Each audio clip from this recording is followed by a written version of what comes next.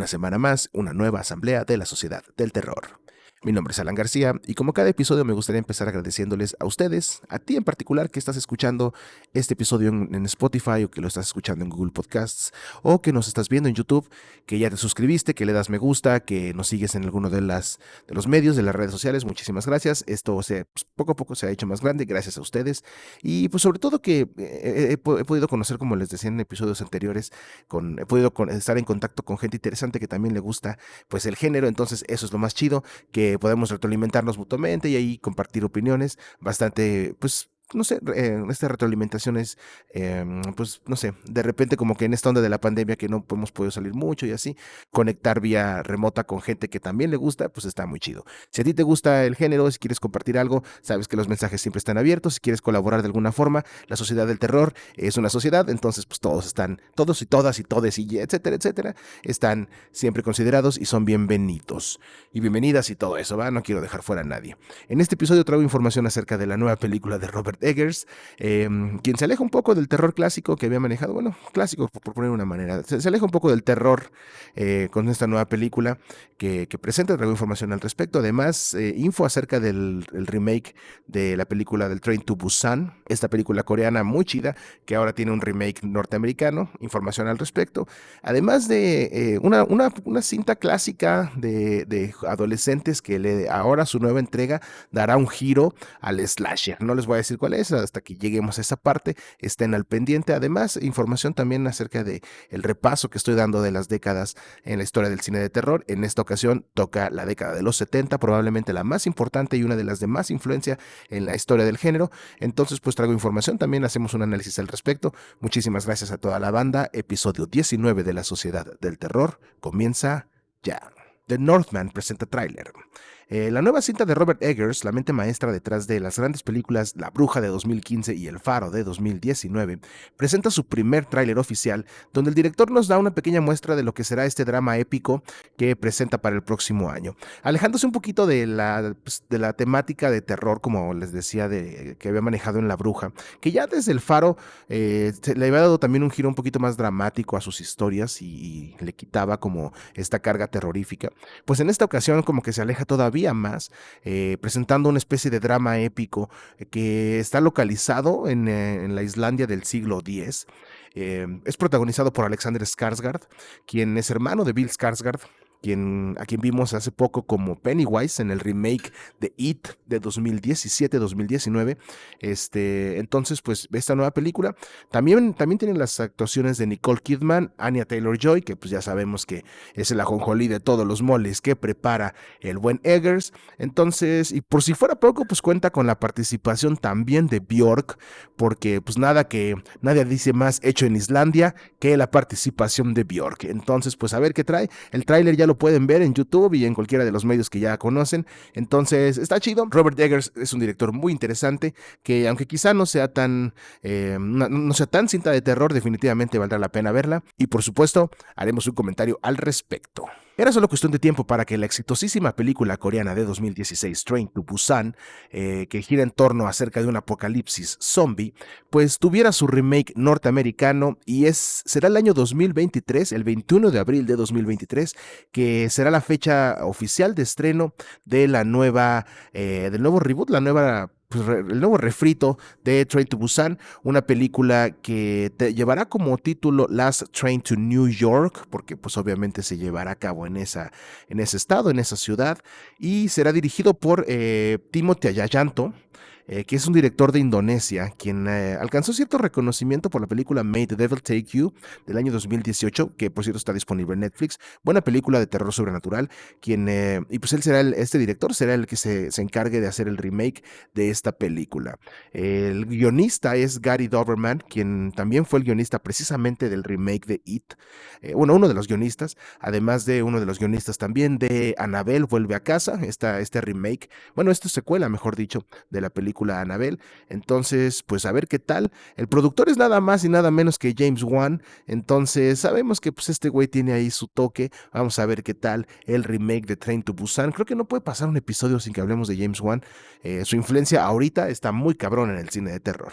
La nueva película de Triunfos Robados será un slasher. Así es, la siguiente entrega de esta saga que iniciara una muy joven Kirsten Dunst en el año 2000 y que alcanzaría cierta popularidad y pues varias secuelas, ahora dará un giro pues interesante hacia el mundo del terror con la siguiente entrega que se va a llamar Bring It On, Cheer or Die, imagínense qué atinado título, y que pues será la entrega ya número 9 me parece de esta saga. Repito, será un slasher. La directora y guionista es Karen Lamb, quien dirigió Evangeline en el 2013 y además de las miniseries Mitos y Ghost Wars, ambas para Sci-Fi, que pues al parecer están ahí, yo no las he visto, pero tienen buenas recomendaciones, tienen buenas reseñas, mejor dicho, y sí me las han recomendado un par de personas, entonces pues sí traen con qué al parecer.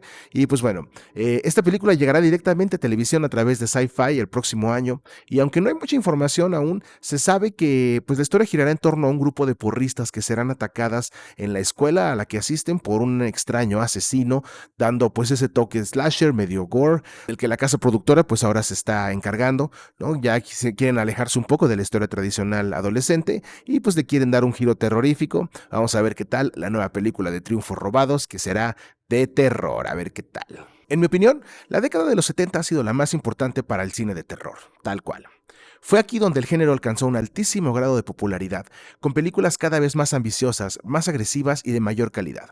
Además, el aspecto artístico del género comenzó a cuidarse pues, cada vez más, logrando verdaderas obras maestras en cuanto a horror se refiere. Una característica importante también de esta época, pues es que fue el inicio del hegemónico dominio norteamericano en cuanto al género se refiere, que pues, se extiende hasta la fecha, ¿no? Antes de los 70, el cine europeo y hasta el cine mexicano de terror tenían, pues, propuestas interesantes. A partir de esta época, de los 70, el cine norteamericano se volvió el dominante. Los 70 fueron una época también donde varios de los directores que pues, su trabajo se extendió prácticamente hasta los 90, los 2000, algunos hasta la fecha, comenzaron a dar sus primeros pasos y en algunos casos tuvieron sus primeros éxitos.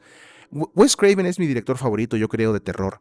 Y en esta década él lanzó dos películas que, pues, aunque no han sido las más populares ni las más importantes en su carrera, sí fueron de una gran influencia. Ahí está el gato atrás. La primera de ellas fue The Last House on the Left en 1972, una cinta basada en hechos reales que cuenta con un productor de lujo que fue Sean S. Cunningham, a quien eventualmente veríamos como director de Viernes 13, la primera.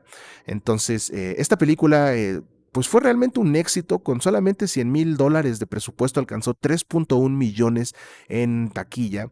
Y aunque es una película que tiene muchas fallas, aunque es una película que tiene muchas fallas en cuanto a edición, en cuanto a montaje, en cuanto a actuación, no se diga, las actuaciones, pues sí, en verdad son abismales. Es una película que muy importante al mismo tiempo para la historia de la filmografía de terror de Norteamérica. 5 años después de la cita debut de Wes Craven, llegaría su segundo trabajo, una cinta mucho más cuidada llamada The Hills Have Eyes en 1977, que marcaría el primer batazo de hit de Craven en su carrera. Esta es una cinta que cuenta pues ahí el desencuentro que tiene una familia con un grupo pues muy extraño de seres de aspecto humanoide en las montañas de Nevada, que pues tienen la característica de ser caníbales. Fíjense lo que les decía, ¿no? Si lo que les decía el capítulo pasado, que pues hay gente que no aprende. Si tú vas pues por transitando las calles, si tú vas transitando las carreteras del país y llegas a una gasolinería y el güey de la gasolinería te dice, oye, no deberías ir por allá porque la gente está loca, por más raro que se vea el güey de la gasolinería, pues hay que hacerle caso y no transitar. Esta familia lo entendió muy tarde y tuvo este encuentro con una familia, repito, con un grupo de caníbales que al parecer eran una especie de producto de la endogamia, si eran humanos, pero eran producto de la endogamia que se daba en esa zona en particular de Nevada, donde pues como no había gente nueva, entre familia empezaban a tener hijos y pues eventualmente salían estos seres muy extraños. En esta película, el toque de Wes Craven comienza a formarse y comienza a darle vida, digamos, a lo que eventualmente sería el alma detrás de las películas de Wes Craven. Es una cinta que deja mucho a la imaginación, pero al mismo tiempo da indicios muy particulares o muy específicos de hacia dónde quiere Wes Craven llevar la película. Entonces, pues realmente es una cinta que no solamente fue una mejora considerable en cuanto a su trabajo se refiere, al menos en comparación de su película anterior, sino que marcó también un éxito en taquilla y le dio oportunidad de crear nuevas cintas a Craven. Eventualmente llegaría a su pico en cuanto a trabajo se refiere, al menos en mi perspectiva, pero eso será en los 80. En esta época solamente lanzó estas dos películas, muy buenas, es una forma muy buena, yo creo. En el caso de Wes Craven, creo que ver su trabajo en orden cronológico, pues ayuda bastante a entender cómo es que se fue formando él como director. Entonces, bastante recomendadas ambas películas, The Hills Have Eyes del 77 y The Last House on the Left, La última casa en la izquierda de 1972. Ambas películas tuvieron remakes. La neta, pues ninguno de los dos tan bueno como las películas originales, pero pues igual vale la pena checarlos. En 1974, una película tomó por asalto las pantallas de la todavía conservadora Norteamérica. Esta cinta, dirigida por un joven director llamado Willard Job Hooper, conocido simplemente como Toby para los compas, logró ser una de las primeras cintas norteamericanas en ser prohibida en varios países, además de que contó con una campaña de desprestigio súper cabrona que pues eventualmente ayudaría para construir un poco el mito alrededor de ella. ¿El nombre de la cinta? The Texas Chainsaw Massacre, por supuesto, La Masacre de Texas, una de las películas más importantes en la historia del cine de terror y que es hasta la fecha de tremenda influencia en el género. Además de haber lanzado al estrellato a una de las familias más interesantes en el cine de terror, y me refiero obviamente al Cara Cuero y su gente, esta película basada en los asesinatos de Ed Gein, quien se decía que realmente tenía una máscara hecha de piel humana y de ahí pues la relación o el nacimiento del Cara Cuero, es hasta la fecha una película de tremenda influencia, repito, y que pues ayudó a moldear en gran medida el género como lo conocemos. Es una película que tiene un sabor independiente, que tiene un sabor pues diferente a lo que se estaba haciendo hasta ese momento y que pues de alguna manera abrió muchísimo más el espectro del cine de terror y sería pues uno de los proto-slashers, ¿no? Además de que mucho del lenguaje visual que esa película maneja hasta la fecha se sigue utilizando, ¿no? Por ejemplo, la persecución en la que el asesino pues ahí de manera torpe y medio lenta se sigue viendo amenazante, ¿sí? En pantalla y además de que eventualmente alcanza a su víctima y etcétera, pues eso es algo nuevo que no existía hasta antes de la masacre de Texas, ¿no? Esa es una pues de las contribuciones más grandes que tuvo Hooper al género. La masacre alcanzaría eventualmente 5 secuelas, 2 precuelas y hasta un reboot, pero honestamente ninguna de esas obras tiene pues el sabor ni la calidad de la obra maestra que el gran Toby Hooper lanzó en 1974. Imposible hablar de los 70 y no mencionar esta gran película. Como lo mencioné en el programa pasado, El bebé de Rosemary de 1968 retomó el horror satánico y lo revitalizó, y su influencia en la década de los 70 fue indiscutible. La profecía de 1976, dirigida por Richard Donner, es una película pues verdaderamente escalofriante que por momentos es brutal y por momentos es sutil como ella sola. Si bien el nacimiento del anticristo es un tema que ya había sido tocado en películas anteriores, la utilización de referencias bíblicas, particularmente del libro del Apocalipsis o las Revelaciones, fue un recurso novedoso y que pues, agregó de alguna manera misterio a la cinta. Además de todo, las actuaciones de Gregory Peck y en especial la del niño Harvey Stephens, que es quien hace el papel de Damien, el pequeñito hijo del demonio, hacen de esta una obra maestra del cine relacionado con el satanismo. Sin embargo, la película más importante de corte diabólico en los 70 no fue esta, sino una cinta de 1973 dirigida por William Friedkin y que está basada en la novela de William Peter Blatty, un escritor norteamericano. Me refiero obviamente a El Exorcista, mi película favorita de todos los tiempos y que es probablemente la más aterradora en la historia del cine. Estoy seguro que ya la han visto, por lo tanto no voy a ahondar mucho más en ella. Sin embargo, por supuesto que tenía que mencionar El Exorcista como la película más aterradora de todos los tiempos y hablando de los 70, pues como una cinta que, igual que La Masacre de Texas, dio forma a mucho de lo que eventualmente veríamos en pantalla. El mismo año que William Friedkin lanzara El Exorcista, el director Robert Hardy presentó The Wicker Man, película de 1973 que es una delirante cinta protagonizada por Christopher Lee y con una estética muy típica de la época de los 70, que cuenta la historia del pueblo de Summer Isle, una remota isla ubicada en el archipiélago de las Hébridas en Escocia. Ahí, la gente parece actuar bajo el influjo de lo que parece ser un culto a dioses paganos, hecho que eventualmente derivaría en la desaparición de una pequeña y la posterior llegada al pueblo de Neil Howie, un policía que aparte de todo es un devoto cristiano, quien poco a poco comenzará a adentrarse a esta historia que eventualmente dejará de dar la sensación de estar en la vida real y comenzará a parecer más bien un sueño, o una pesadilla, mejor dicho.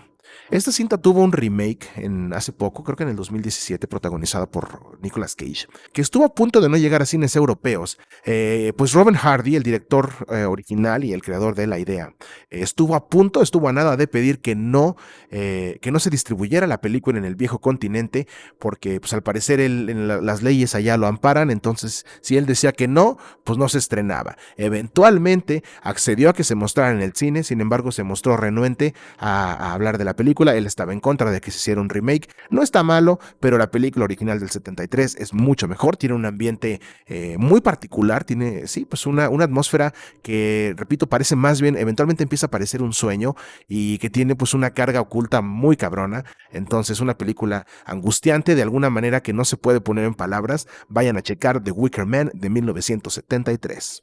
El cine serie B tuvo también un extraño revival en los 70, donde una nueva generación de cintas de bajo presupuesto y con temáticas tan variadas como delirantes se hicieron presentes. Roger Corman, a quien mencioné en el episodio pasado por haber trabajado con Vincent Price en las adaptaciones de varias obras de Edgar Allan Poe en los 60, fundó la New World Pictures en el año 1970, que pues era una productora que daría cabida eventualmente a algunas de las historias más extravagantes que se vieran en la década.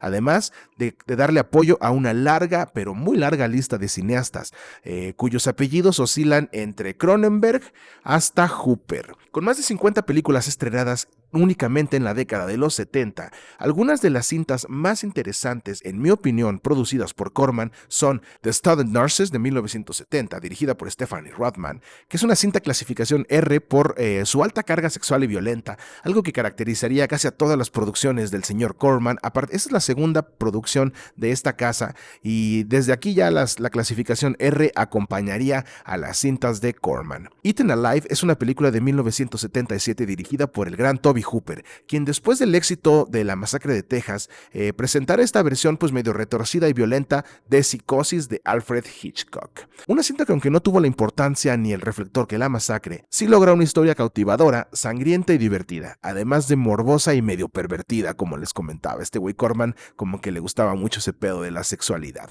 Piraña de 1978, dirigida por Joe Dante, es probablemente una de las películas más importantes en la filmografía de la New World Pictures, pues esta historia de un grupo de pequeños peces del Amazonas modificados genéticamente que escapan para crear terror en un grupo humano es, aunque no muy creativa, sí contada de una forma muy entretenida.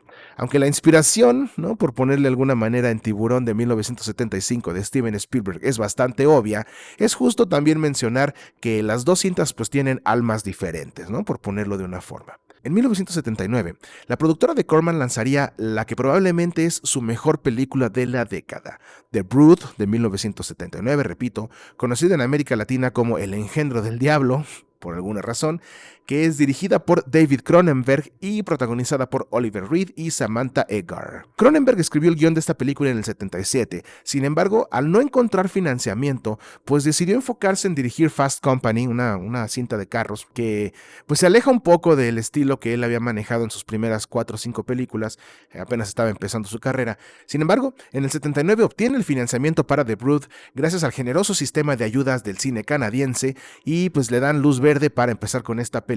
Sin duda era la película más inquietante y retorcida que Cronenberg había filmado hasta ese momento, aunque pues todos sabemos que eventualmente se sobrepasaría a sí mismo. Aunque funcionó muy bien en taquilla, en su momento fue menospreciada por la crítica, pero como sucede con la mayoría de las obras de Cronenberg, esta era una cinta pues muy adelantada para la crítica de aquel momento y recibió críticas muy polarizadas, pero eventualmente pues ha sido revalorada. Como dato curioso, esta New World Pictures también estuvo detrás de las producciones de los documentales, de algunos de los documentales más importantes de los 70, particularmente estuvo detrás de 2 de mis favoritos. Bueno, uno no es un documental, uno sí es una película. El primero es The Kids Are Alright de The Who. Esta productora de Corman estuvo detrás de este documental acerca de la banda The Who, y la película Rock and Roll High School de los Ramones de 1977, una cinta muy chistosa que no es de terror ni nada, pero pues tiene como protagonistas a Johnny, a Joey, a Tommy y a Didi. Entonces pues vale la pena también checarlas. Fuera del terror, un poquito más de comedia, pero cintas interesantes también. Bueno, la primera documental y Rock and Roll High School de comedia, muy buenas cintas. La neta, los Ramones, pues muy buena banda. En lo personal, las cintas de horror comedia me gustan mucho, es probablemente uno de mis géneros favoritos, y en esta época, cintas de tremenda influencia vieron la luz. Comenzando precisamente por El joven Frankenstein de 1974, una parodia al cine clásico de terror dirigida por el genial Mel Brooks y protagonizada por Gene Wilder, quien también coescribió el guión junto a Brooks. Además de que también aparece Marty Feldman en una actuación delirante. No solo está considerada dentro de las 100 mejores películas cómicas norteamericanas seleccionadas por el American Film Institute, sino que también fue elegida para su conservación en el National Films Registry de la Biblioteca del Congreso de los Estados Unidos, algo que no sucede con las películas de terror. Y es que esta cinta es más bien de comedia, toma un poquito la temática de las cintas clásicas, hace referencia a muchas cintas clásicas del cine de terror, pero pues no es más bien una parodia muy al estilo Monty Python, ¿no? Muy como con ese lenguaje. El joven Frankenstein es una cinta que a través del humor hace una reflexión sobre el tema del género y lo descontractura, le quita esa especie de rigor que lo caracterizaba hasta ese momento y logra un homenaje con cariño y respeto muy importante a una tradición de filmes de terror. Sin embargo, la película de horror comedia más importante, o al menos para mí, y que de alguna forma retoma esta deconstrucción del género y lo lleva mucho más allá, es The Rocky Horror Picture Show de 1975, cinta dirigida por Gene Sharman, basada en el musical homónimo de Richard O'Brien y protagonizada por una muy joven y muy hermosa Susan Sarandon y Tim Curry. Una obra maestra de la comedia, esta es una cinta que sigue siendo objeto de culto después de más de 35 años de su primera aparición. Esta película, más allá de la historia y sus chistes, es un excelente musical cargado de sátira que logró que varias canciones del soundtrack original pues sigan siendo parte de la cultura pop. Una película muy extravagante con una temática abiertamente sexual, el show de horror de Rocky sigue siendo hasta el día de hoy una película transgresora y de tremenda influencia para el género. Además de todo, la tradición de ver esta cinta en el cine, disfrazarse de alguno de los personajes, cantar las canciones, hacer un desmadre en la sala y todo eso, pues es una de las más arraigadas en la comunidad horrorífica norteamericana, además de que pues creo que es una película que dio reflectores a la comunidad, al cine de la comunidad LGBT, etcétera, etcétera, que pues eventualmente saldría más del closet. Esa es una película que mucha gente o mucha banda pues toma como estandarte y creo que está muy chido que haya servido también como estandarte de lucha y que siga funcionando hasta la fecha. El show de horror de Rocky, una película muy divertida, si no la han visto, chéquenla, está en alguna de las plataformas de streaming o al menos estaba hasta hace poco, entonces vale definitivamente la pena checar a Tim Curry, quien eventualmente pues, se convertiría en It en los 90, daría vida a Pennywise, pero en esta película como el Dr. Frankenfurter, pues hace ahí un papel muy interesante. En los 70 hubo varias películas que eventualmente se convertirían en clásicos y pues creo que vale la pena mencionarlas, aunque no quiero ahondar mucho al respecto porque son películas que por lo general obtienen bastante reflector. ¿Cuáles son las películas más importantes y de mayor influencia en los 70? Desde mi perspectiva, pues comenzamos obviamente por Halloween de 1977 del gran John Carpenter, continuando por Alien de 1979, dirigida por Ridley Scott, que pues, alcanzaría varias secuelas, Carrie de 1976 del excelente director Brian De Palma, quien eventualmente llegaría a dirigir Scarface, una gran cinta de acción, y que alcanzaría un remake, al igual que Suspiria de 1977 del italiano Dario Argento, que también alcanzaría un remake. Hace poco tuvo su remake hecho por Luca Guadagnino también. Pues no está mal, realmente es un remake bastante bueno. Y obviamente la surrealista Eraserhead de 1977, ópera prima de un Nobel director llamado David Lynch. Todas estas películas también salieron en los 70, vale la pena ser revisadas. Sin embargo, como ya les decía, son cintas de las que se habla mucho, entonces pues decidí como no darles tanta atención en este episodio, pero pues obviamente son cintas de culto que formaron, repito, el género y que son muy importantes para la historia. En el siguiente episodio haré una repasada de mi época favorita del cine de terror, los 80, una de las épocas más importantes y sobre todo de las más entretenidas en cuanto al cine se refiere. Y si has llegado hasta este momento, quiero agradecerte por haberme acompañado en esta nueva asamblea de la Sociedad del Terror. Están a punto de estrenarse los episodios especiales. Espero que los próximos sábados 25 y 1 de enero estén ya disponibles las nuevas asambleas de la Sociedad del Terror, episodios especiales para pasar la Navidad y el Año Nuevo. Muchísimas gracias a toda la gente que nos acompaña, que da like, que se pone en contacto con nosotros. La Sociedad del Terror en todas las redes sociales. Chido, que tengan muy buen día, muy buena semana. Adiós.